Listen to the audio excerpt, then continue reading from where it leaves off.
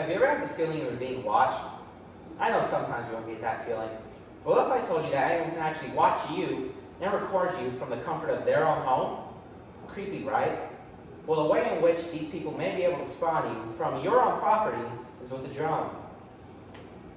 I've done extensive research on this topic, and I will be citing you facts and information from websites run by experts.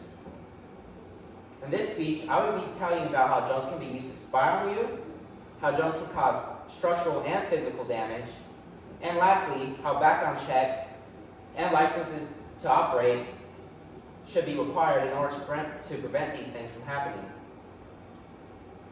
Drones are a more recent technology introduced to us not too long ago and are growing in popularity for not only flying, but also for filming. Many popular TV shows and documentaries are filmed by drones due to the endless possibilities of camera angles that they offer. Though drones with cameras are often used for this purpose, they also may be used to spy on other people as well.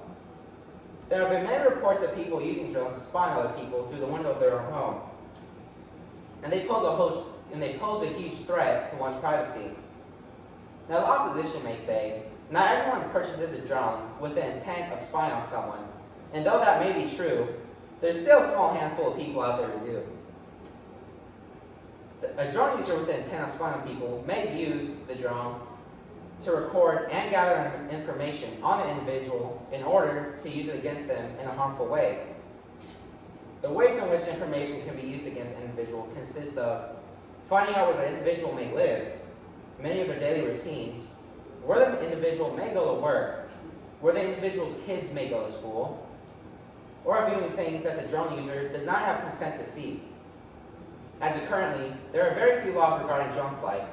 According to the FAA, for operating drones for recreational purposes, the user must fly under 400 feet in non-restricted airspace and keep the drone within line of sight while operating it. These are the only laws that exist as of right now with regards to drone flight. This is more than likely because drones are relatively new, and though there have been many incidences of drones spying on people, not much has been done about it. The only law that holds drone users accountable for their actions, according to KnowBeforeYouFly.org, is you must register the drone with the FAA if it weighs over 0.55 pounds. The user must have a registration number visible on the drone and proof of registration while the drone is in use. This law does hold the drone user accountable if the user's registration number is identified. But in most cases, especially when the drone is being used to spy on people, the drone often flees from the area before the victim can even catch a glimpse of this registration number. If the laws on this new technology continue to be as loose as they are now, more instances will only continue to occur, and it's only a matter of time before someone gets seriously harmed. Drone users not only can cause harm by invading your privacy, but can also cause physical harm and structural damage as well. The opposition may think that drone-related crashes are often rare, and that drones cannot cause much damage since they are usually very light. But this, in fact, is not true. According to cscientific.com drone statistics, in 2017, there were 385 drone-related accidents in the U.S. Also, the FAA stated that there are over 100 reports every month of drones flying over restricted airspace at airports. Furthermore, a study conducted by the United Alliance for System Safety concluded that drones that collide with large manned aircraft cause more damage than birds of the same weight. Not only that, but there have been countless drones that have collided with airplanes. Luckily, in many of these cases, the airplanes sustained minimal damage. But if the drone had got sucked into the engine, a more catastrophic outcome will more than likely occur. These incidences with drones causing structural damage not only occur with airplanes, but also many other forms of infrastructure as well. An article published by the Los Angeles Times in October of 2015 reported that in West Hollywood, an irresponsible drone user flew his drone into power lines, cutting off power for more than 700 local residents. Also, ABC News reported that in February 2017 in Manhattan, A drone crashed through the window of an older woman's apartment on the 27th story. These are just a few of many drone-related accidents that have occurred. Though drones are a new and exciting technology with many useful applications, these drones, when used in the wrong way, pose a threat to everyone's privacy and also safety. There have already been very few laws regarding drone flight, and almost no legal process is required prior to the purchasing of a drone. In order to ensure the safety of the public from irresponsible drone users, we need to make sure that we keep these drones in the right hands. This is why I believe the solution to this problem is to require a background check prior to purchasing a drone with a camera, and also requiring a license to operate and fly a drone. The opposition may say that requiring a license to pilot a drone will keep a lot of younger drone hobbyists from purchasing and using a drone, but the truth is, majority of drones flown for fun by children usually don't include cameras and have short flight time and limited flight range.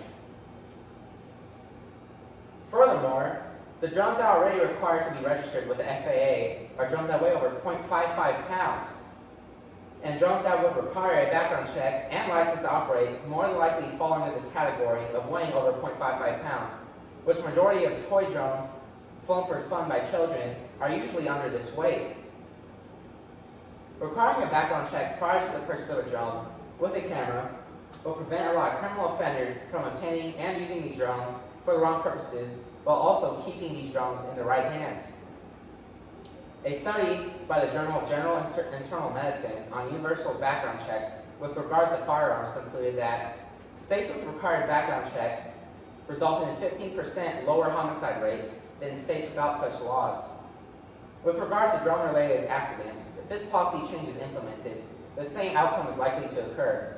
Instead of lower homicide rates, though, it would be lower drone-related accidents instead.